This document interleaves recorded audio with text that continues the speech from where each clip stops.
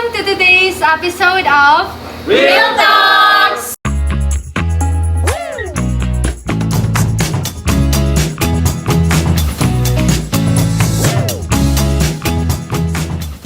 with Jana and Sharida. We're your hosts. I am Jana Maramsalik. And I am Sharida Ayub. And we're excited to finally kick off this podcast with all of you guys. But yeah, of course, hindi naman mabubuo itong podcast na to without these people. So, yun nga, who will be part of this discussion and share their thoughts with us guys. So, let me introduce to you our team. First one. Hi guys, I'm Paloma Sulaiman. And I'm Markian S. Abdo. And I am Mr. Musa. My name is Omar Dongpong. I'm Gabina Changmantaha. So, ngayon, pag-uusapan natin, partner, ano ba ang honesty for you? Oh, ang honesty for me is kung paano ka maging truthful sa sarili mo or di kaya sa other people and hindi lang paano ka din maging truthful sa mga sinasabi mo, not just sa mga sinasabi mo, dapat pati sa mga actions mo. What about your partner? Anong honesty para sa'yo? Actually, honesty is the best policy. I know that, telling the truth will always be the best, always be the right thing to do, right, diba? Kasi so you can build trust with someone and it can lead, respectful, peace of mind, yeah. So you guys, What is honesty for you? Para sa inyo, anong honesty? So for me, honesty is, syempre, kung gusto mo maging honest, kailangan maging sincere ka sa mga sinasabi mo. And kailangan maging straightforward ka sa mga sinasabi mo. yeah. And para naman sa akin, ang honesty is parang nagkukumit ka sa isang bagay. Like, dapat consistent ka sa ginagawa mo or like, dapat honest ka sa ginagawa mo or magpakatotoo ka. Ganun lang. Very well said. Sabi nga nila, ang honesty talaga is something na need mo talaga siya i-commit like ganyan. O sige, eto, I have questions guys. Eto, why do you think some people choose to lie instead of telling the truth, even in small things? Bakit sa tingin nyo people is pinipili nila mag-lie instead na sasabihin nila yung totoo? Kahit small things pa yan. What do you think? For me, I have a experience sa mga magulang ko na humihingi ako ng pera dahil may bibilhin ako na may babayaran ako sa school para sa project namin. So, ang totoo yun ay bumibili ako ng pagkain para may Go. para may makain ako, pero hindi ko sinasabi sa mga magulang ko na binibili ko pala yung pagkain sa Yung pera na hinihingi mo na para sa school, pinapangbili mo ng food. Bakit hindi mo na lang sabihin na ipangbili mo Oo, na lang ng pagkain? parang pagkiramdam ko, parang hindi ako nilang bibigyan ng pera ko. Try, like, try mo lang, like, ganyan, pahin ng pera, magbili ako pagkain. Makabigyan ka rin, kaysa magsinungaling ka, Yes. diba? Kaya gani, sometimes na-realize ko na mali pala yung ginagawa ko. Minsan, pag kumakain tayo ng binibili natin, parang hindi natin maramdaman yung masarap na yung pinakain natin. Kasi iniisip niyo yung yung mali natin ginagawa. Nagigilty ka rin sa ginagawa mo. Pero, pag sinasabi mo yung totoo, siyempre, masarap yung kinakain mo kasi sinabi mo yung totoo Yes. sa magulang mo. Actually, may mga times din talaga na ganyan, no? Sinasabi mo na may babayaran kayo, pero alam mo pa bang bili mo lang ng food? Kasi may mga time din kasi, diba, depende kasi yun sa parents, Oo, no? dati. Pag maghingi ka ng pera, pagbili mo ng pagkain, minsan di ka nila bigyan. Eh, sabihin nila may pagkain. So, mag-choose ka na lang mag-line na may bayaran sa school, kaysa naman sabihin mo kung ano yung totoo. Nakadepende din talaga sa situation. Sa inyo guys.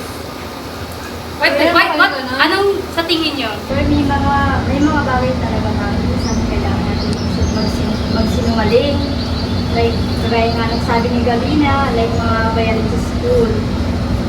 Kasi minsan, pag naawa tayo sa parents natin, parang hindi na natin makaya sabihin sa kanila kasi nga naawa tayo sa kanila. So, parang hindi na lang natin natin na magsinungaling na lang sa kanila. Para naman, Bakit ang tahimik yun ba? Actually, no, pag minsan kailangan natin magsinungaling kasi takot tayo na misunderstood tayo. Ngayon pala eh. Let's say, minsan, ayaw natin sabihin yung totoo kasi ganito. Ayaw ko na miss. Kasi iba-iba rin talaga yung iba-iba rin kasi kung paano tayo mag-take mga Yeah. sinasabi. but nakadepende naman yun sa situation. Nakadepende naman. Pero kasi yung mga tao talagang sensitive. May sabi kayo? Next question. Next question Next question, do you think being honest always means telling everything or are there things better left unsaid? So tingin niyo ba guys na kailangan ba talaga, ang pagiging honest is kailangan sa pagsasabi ng lahat or minsan may ibang bagay na hindi na lang natin sasabihin? Siguro para sa akin sa tanong na yun is dapat maging honest ka, like ipakita mo kung sino ka. Kasi pag sinabi mo na yung one thing na yun na gusto mong sabihin, dapat ibigay mo. Like hindi dahil gusto mo lang, dahil pure siya. Like gusto ng puso mo na sabihin siya kasi nagiging honest ka. Like gusto mo lang siya sabihin kasi gusto mo maging honest sa way na maganda. Like ibigay mo kung ano yung tama. Ganun. Actually, tama naman yung sabi mo, but yeah, di naman pwede na lagi tayo maging honest. Let's say, ikaw, kunwari, nasabi mo ito, ay, grabe, you're gain weight, ganyan. So, minsan, makahurt siya ng Makahurt siya, feelings. oo. Kailangan hindi tayo honest in all the time. Kaya yun, di ba? So yun, magiging honest minsan. Oo, alam natin na makahurt talaga yung pagiging honest, no? Yeah. Kaya parang minsan mas pipiliin mo na lang na yung mga sweet lies lang yung sabihin mo. Parang, kumbaga, minsan kasi mas okay na i-sugarcoat mo yung bagay, lalo naman kung But not too much. yung example lang, nagre-refer lang ako dun sa example mo na kumbaga masyado ka maging honest na makita mo yung kaibigan mo na parang tumataba ka, so di ba sa ganung way parang ma-offend siya, so Yes. kailangan hindi mo na kailangan maging honest about it. May ibang approach na pwede kang gawin, like pwede kang magtanong like uy, nag-workout ka ba kasi mas mukhang nagiging ka ng weight, parang ganun. Madaming way. Approach mo ng nice way. Next question tayo. Ito. Di ba yung pagiging honest, minsan napapahamak din tayo.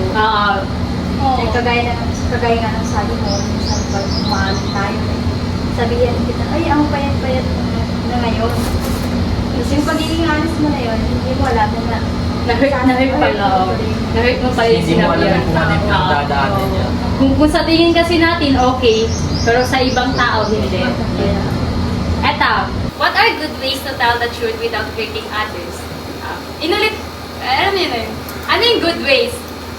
Wala naman sigurong good ways ng pagsasabi ng lies. Wala. Lies ba? Hindi, yung ng totoo. Wala naman. Without hurting Wala others. naman good way kasi pag sinasabi mo ng totoo is parang pinaparealize mo sa isang tao na ito siya, ganito ka, dapat aware ka na ganito ka. So parang hindi ko alam kung may right way ba talaga ng pagsasabi ng totoo.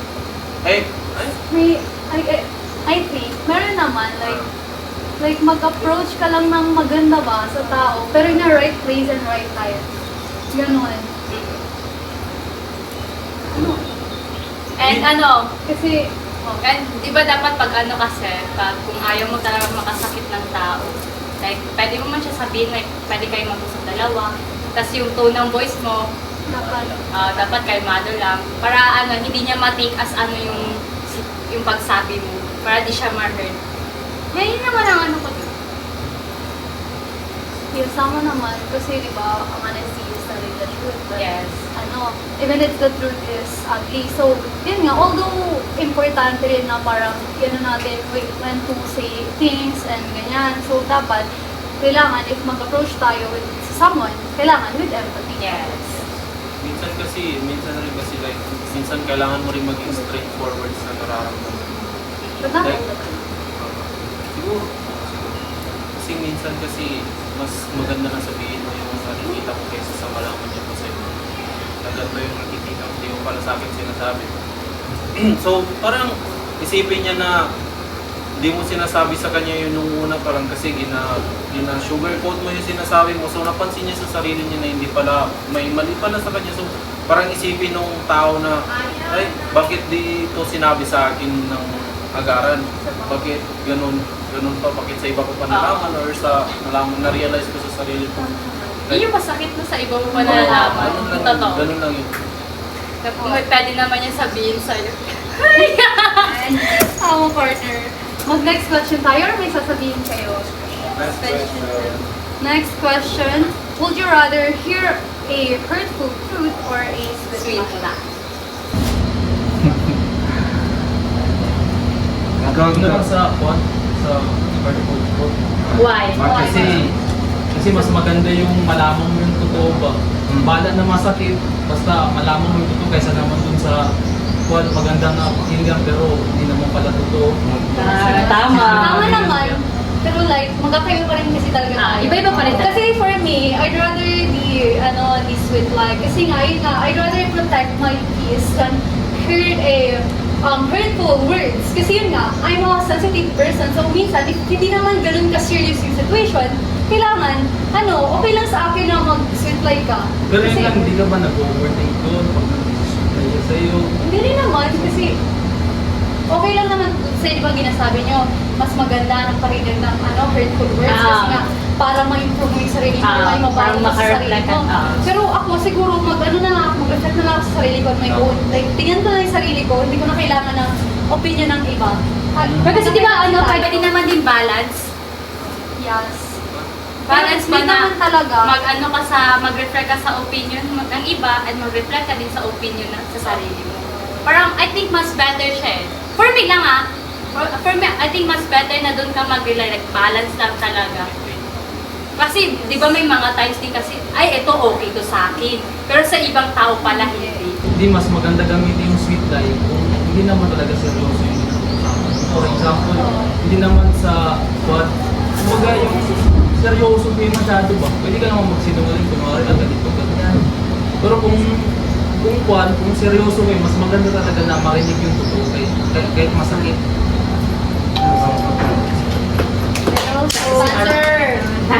Yung hurtful words na yun is nagiging way yun para mabago yung sarili mo, kung paano mo ma-improve yung sarili mo. Yes. Minsan din talaga, kailangan din naman talaga natin na opinion ng iba sa natin. So, kailangan din Kasi natin hindi natin minsan nakikita sa sarili natin. Pero nakikita ng iba. Ano yung sabihin mo? parang kailangan din natin i-take na yung realization, like reality, na ganun ka, may mali sa'yo, may hindi okay sa'yo. Na pwede mo marinig sa'yo ng tao. Kailangan mo lang yung i-take kasi tao naman tayo, hindi naman tayo perfect. Yes. Tayo nagkakaman. Yes, walang perfect. Wala naman talagang Meron. perfect. Ay! Mag-next question tayo. Eto. Ako na lang. Wait. Sige. Ay, ikaw pala. Have you ever lost trust in someone? Why? Agka, baka may masagot ka dyan. Wala naman sa akin na, kasi malalaman ko din naman kung tinatraitor na ako ng mga kasama ko. In what way? Paano mo siya malaman? Malalaman din kasi, makikita mo rin sa galaw nila eh. Kung iiwasan ka na ba nila, kung hindi na ba sila sasama sa'yo, like mga ganon. Pero sa lahat ng mga binibigyan ko, wala naman ako na experience na yung maalisan ng trust. Pero if ever naka-experience ka, anong gawin mo? Well, sa akin, wala, tanggapin ko na lang na bahala na kung wala siyang sa akin, tiwala sa akin, okay lang. Pero kung magbalik yun, edi mas tanggapin ko rin. Mas better pa na mag-forgive. Ganun. Sa akin, nung experience yung friend ko, like, yun nga, parang, I show my vulnerable side of me. Yeah, yun nga. Like, grabe yung trust ko sa kanya. Tapos, after all, parang, yun nga, sinira niya yung trust ko. Lahat ng secret ko, sinabi niya sa ibang tao. And then, parang yun nga, parang, it's hard for me to trust again when it comes to friendship. Parang hindi ko na kaya magkwento ng mga deep na, like, yung mga secrets ko. Nahihirapan ako ikwento kasi yun nga, because of that trust issues.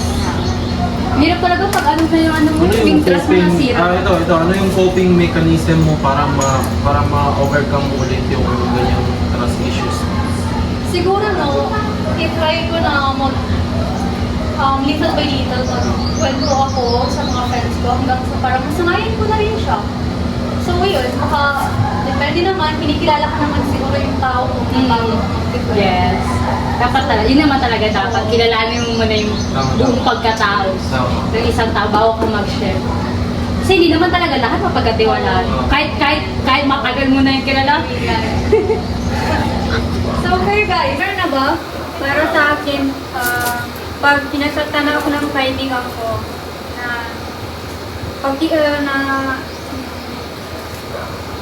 parang, Okay na na! Naiiyak siya. Bakit? Bakit go? Hindi na. Okay na. Wala, sige na. Next. Kalma tayo. Tubig. Next na lang. Isa ka na. Okay, Next ka. Next na lang? Mag-answer ka or mag-message? Sige, go. Last question. Sige na, go lang.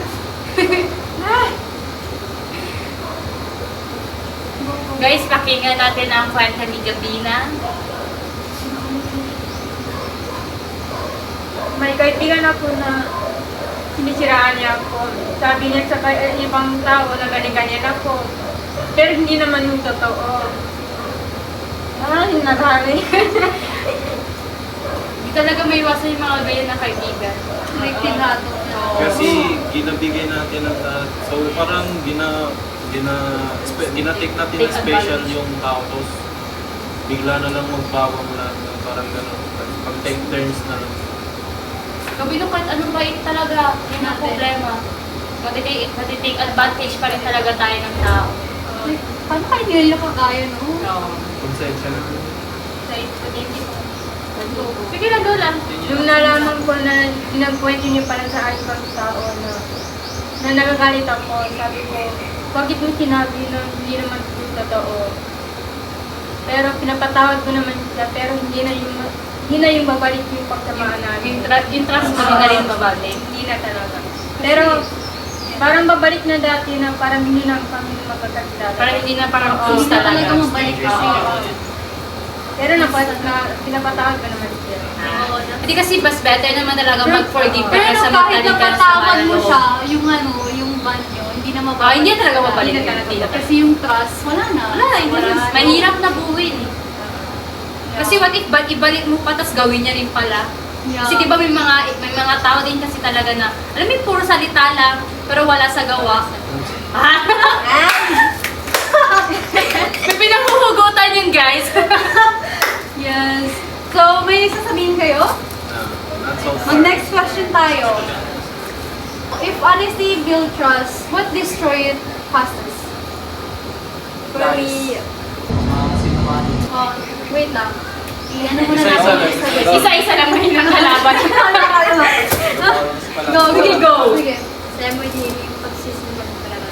Lalo na paulit-ulit ka na. Paulit-ulit na siya magsisimba. So, yun talaga yung nakakasira sa trust. Laksan tao. Express it. Embrace it. Yes. Kasi yun nga, pag talaga nagsinungaling ang tao, mahirapan ka talagang mag-assess. Yes. Lalo na kung ano, paulit-ulit ka, no Like, way. nagbigay ka na ng second chance, tapos tumulit pa rin. I don't think hindi nila deserve ng second chance kung paulit-ulit nila ginagawa. Pag di ba kasi may mga delusional na mga tao kasi sabihin nila na love is blind. So, i-take nila sa kanilang sarili na okay lang mag-lie siya kasi mahal Oh, ko mahal. siya. Pogi naman siya, okay lang pag siya. No, for me. Kasi siya naman yun eh. Ang iba, di ba? Ang iba-iba. Yeah. So, But yeah, that's your opinion. yeah. Kaya kasi maraming delusional na tao, mga dilulo. Delulo. Siguro ang ginamit Like, paano ka makipag-deal with someone na Ah. sinungaling? Di ba? Hindi ba? All of your life, mag-ano ka sa gano'n na situation? Yun na nga sinasabi nila, love is blind. Yun na Yeah. sabi nila. So, Pero parang, sorry sa word, pero ang tanga ng mga Oo. tao na ganyan. tama. Kaya na delusional. Paano sila mag-grow kung patuloy lang sila mag-ano? Tama. mag-stay dyan sa pagiging delusional nila. Siguro para sa kanila, kaya nila inuulit-ulit kasi may nakukuha silang benefits. Kumbaga okay lang sa kanila mag-lie ng paulit-ulit kasi kumbaga nakasanayan na nila yung partner nila na paulit-ulit naman din silang pinapatawad. Ganun. Oo, Yes, di ba? Gets diba? ko. So sa paraan na yun, parang tinitake advantage lang Sila nila. yung partner nila. Kasi yun nga, parang, ay kapag nagsinungaling ako dito, okay lang Okay naman lang. kasi tatanggapin din naman ako eh. Oo. So yun, sa inyo, pero kayo, nag-ano na kayo dito, sinungaling kayo sa partner. Hindi. Weh! Kahit once? Hindi, pagkasama lang mga kaibigan, ganyan. Mga kaibigan, like mga tropa. Like paano? Like- Siguro na kayo to, anong nahanap ko? Like, mga, di ba maglabas kami ng mga kaibigan ko, like, gabi na to. Ah. So, tapos ang isang partner mo, di magpayag Ah, kasi di gabi na magpayag. kasi concerned siya. Ah. So, parang siguro maabot sa line na matulog na ako love kasi ganito ganyan. Tapos, kunwari pala, nandun sa Malawak-wak. Ay, kaya Pero ganun. just May mga makaano yan ganyan. siya, wait lang, makasira yan siya ng trust ng Oo. partner mo. Kasi yun nga, what if sa sunod, like, sinabi mo, nandito ka sa location na to, pero hindi siya naniwala kasi, yun nga, baka Ginawa mo na kasi sinungaling yung ka na. Yan, katapat lang nandun is consistent assurance pag nagawa ka na ng like, I mean, di naman siya yung sabihin na natin hindi siya yung major na kasalanan sa isang relationship. Pero matik na natin yun nasa kasalanan kasi pag sisinungaling na yun. Pero kasi yun nga, minsan kailangan natin para to enjoy our life. Mm. Oo. Yes. Kasi, pero sana naging ano ka na lang. Hindi naman siguro necessary na kailangan mong mag-lie. Yeah. Kung Pwede gano'n ka na naman if maging it's, honest. kung pang personal naman din yung gagawin mo, siguro, kung hindi ka niya papayagan, siguro, i-respect mo na lang kasi isipin mo na lang na yung taong yun is concerned din sa'yo, lalo na pag gabi ka aalis, Oo. diba? Lalo na ngayon, delikado ngayon pag masyadong gabi na. Siguro, kailangan mo din i-consider yung feelings ng partner mo. Kasi imagine mo na lang, what if siya yung naging ganon? What if siya yung tumatakas na hindi sinasabi sa'yo? Ang tanong, magugustuhan mo ba? Ngayon, bago ka magawa ng lie, kailangan mo munang mag-make ng consider na what if siya yung magawa ng ginagawa kung magugustuhan mo ba? Yes. Kailangan mo itanong sa sarili mo. Tama bro. Yes. Tama ka. Kailangan mo talaga i-consider both side talaga. Yung feelings. Kumbaga, kung ayaw gawin sa'yo ng partner mo, Oo, gawin. Tama. Pero ganun lang, kung ayaw gawin sa'yo ng ibang tao, mo gawin sa kanila. Next question tayo. So, ikaw siya. Pamag-question. Eto, can you trust someone again after they lie? Can you trust someone again after they lie? Siguro mahirap siya. Ayun. Kasi mahirap i-build yung trust eh, pero madali siyang masira. Di ba, pag nag-build talaga ng trust, it takes time. Yeah. Actually, it depends din naman talaga kasi what if inamin talaga nila yung story nila and what if magbago din naman talaga sila? If pinakita nila through action. Pero yun lang, it takes efforts and Yun time. lang. Yes. Nakadepende sa tao. Oo, nakatipali talaga. You have to be consistent ka, sabi ni Musa. Yun talaga yung, kung ginamin mo naman yung mistakes mo sa isang tao, is kailangan mo maging consistent. Kung kailangan mo maging consistent whatever it takes. Kumbaga, if it takes time para mag-gain yung trust niya ulit, kailangan mong sundin yung goal mo kasi nga, part din yun sa ng personal growth mo para sa sarili mo. Yes. Yun yung para sa inyong dalawa. Saka oo, tama si Mr. Lampong na it takes times kasi yun talaga yung consequences ng kasalanan mo eh. Kaya kailangan mo i-face yun. Kaya, yun nga, kailangan mo lang maging consistent sa You action. have to be accountable sa mga actions. Yes. Dapat maging accountable guys ha. Wala lang. Next question tayo. How do you build trust with someone who has trust issues?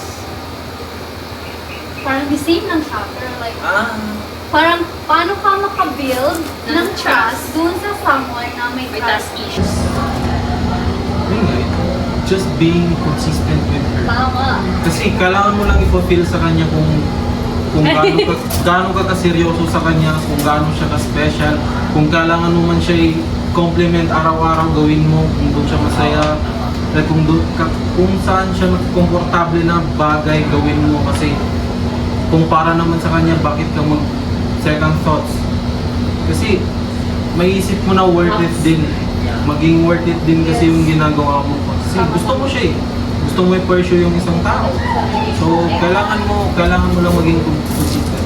Tsaka complicated rin yung ganyang situation kasi kapag nasa iyo na ang lahat, yung let's say yung pag-effort, yung consistency at binibigay mo yung love language na gusto niya para maging comfortable siya. Pero nasa sa kanya yung problema. Kumbaga nahihirapan pa rin siyang mag-trust kasi nga may trust issue siya tapos nakapag-build na rin siya ng boundaries para sa sarili niya.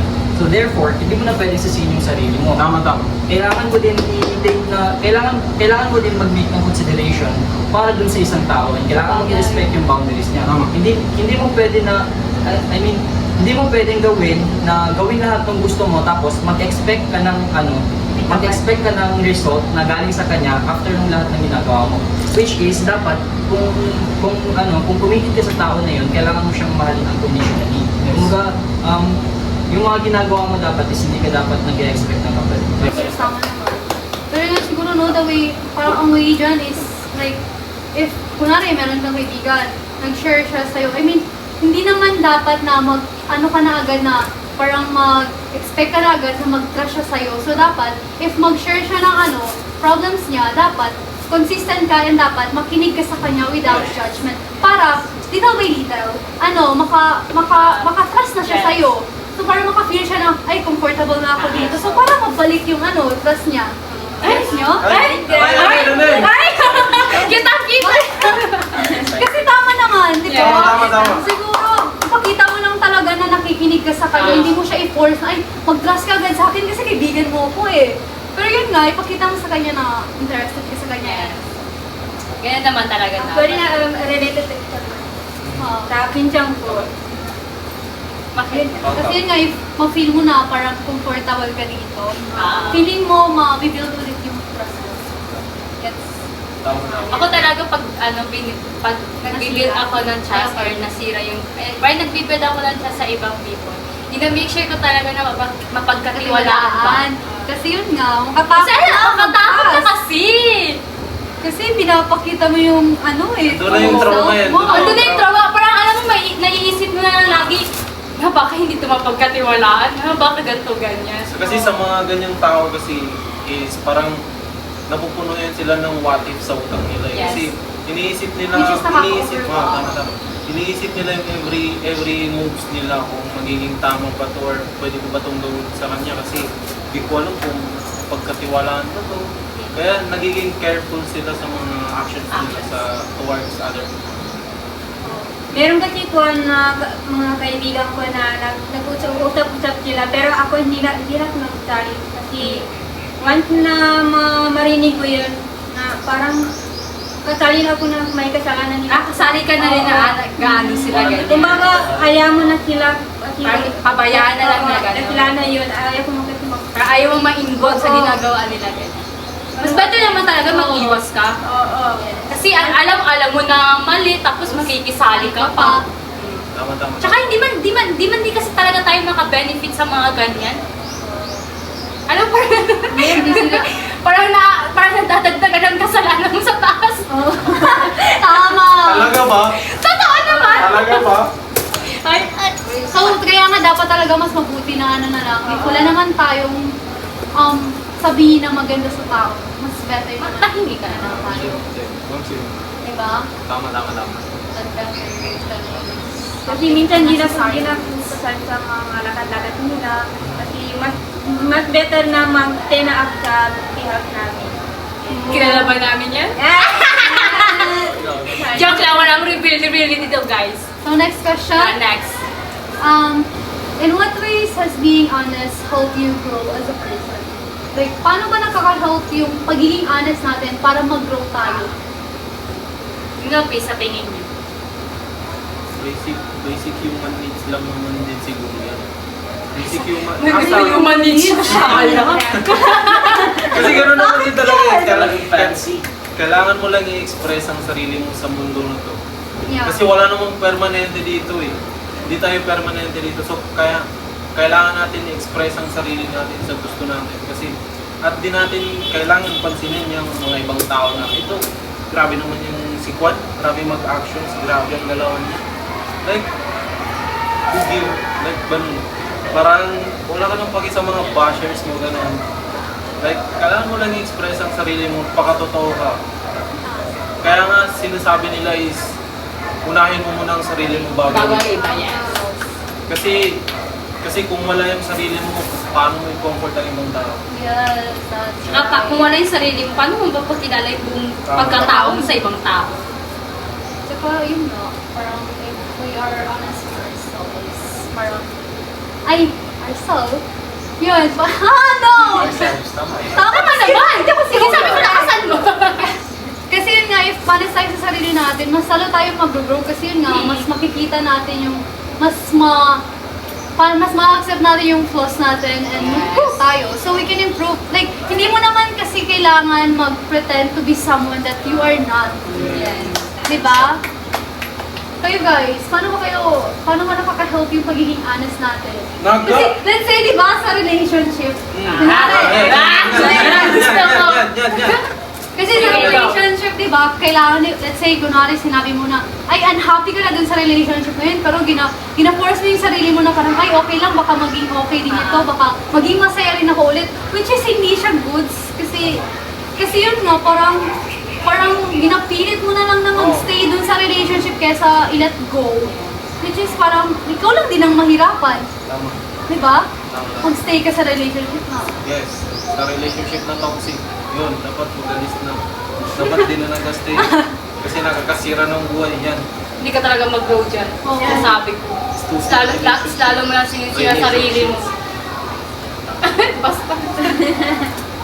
Saka kahit din sa friendship, di ba? Kahit Kunwari, alam nyo ito- ng toxic na, wag na talaga kayo mag-stay. Kasi hindi talaga tayo mag-grow doon sa circle or sa relationship na yan. Sino yan? Kailangan Musa? talaga natin maging honest sa sarili natin. Ang safe. Yes. Kasi, You gotta be honest to yourself. Yes. how you will grow. if Kasi ang you're kakampi not mo lang honest sa with mundo na to yourself. ay ang sarili mo. Sarili mo, yan. Tama yan, Musa. Yun nga, so yun. Mahalin mo ang sarili mo pati siya. Yeah, bigla! Ay! Huwag natin i-cut yan. Cut out. Cut. Cut. Catcher. Joke Okay, lang. next question. Ito, last question. So, what advice would you give someone who finds it hard to be honest out of fear of being judged? Anong advice yung mabibigay nyo doon sa nahihirapan ba maging honest kasi takot silang ma-judge? Like, anong advice? Think, sarili lang nilang makahelp dyan. Sarili lang nila. Like, mag-observe sila kung ano ba yung limitation ng sarili nila. Kailangan nila isipin kung kailangan ba nila i-overcome yung fear nila sa sarili nila. Kasi kalaban lang nila dyan, sarili nila. Ay, yun naman talaga nila. So, kailangan mo lang intindihin ang sarili mo kung ano yung mga limitation mo, kung kailangan mo ba mag-extend sa limitation mo para ma-overcome mo yung fear na nararamdaman mo. Ganun lang. Ka. You just have to build self-confidence talaga and kailangan mo din identify yung yung strengths and weaknesses mo.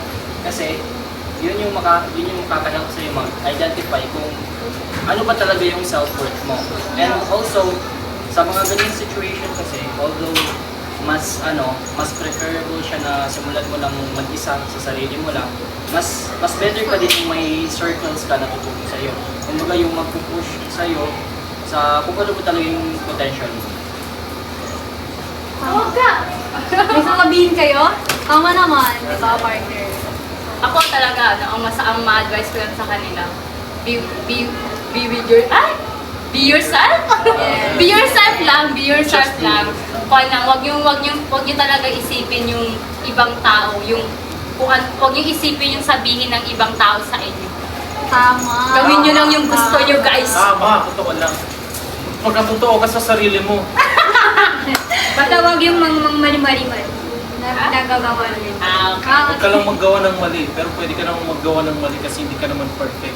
Yes! Pero dapat, sa pagkakamaling yan, natututunan ko yun. Oo. Yes! Kasi lahat naman na mistakes natututo ka, di ba? Huwag lang always. Hindi lahat ng tao ganun. Yes. May iba na, inuulit pa rin nila. Tama. Kahit nagkamali na sila. Tama sila. Ay! Yun na guys. So that's for today's episode. So there is a quotation of Mosh Osh that without honesty, there is no trust. Without trust, there is no relationship. Without relationship, there is no growth. So That's that's the wrap for today's episode of honesty. And remember, being real is not just easy, but it's always worth it. Till next time, this is your Jennifer Salih and I am Sharda Ayu. signing Signing off. off.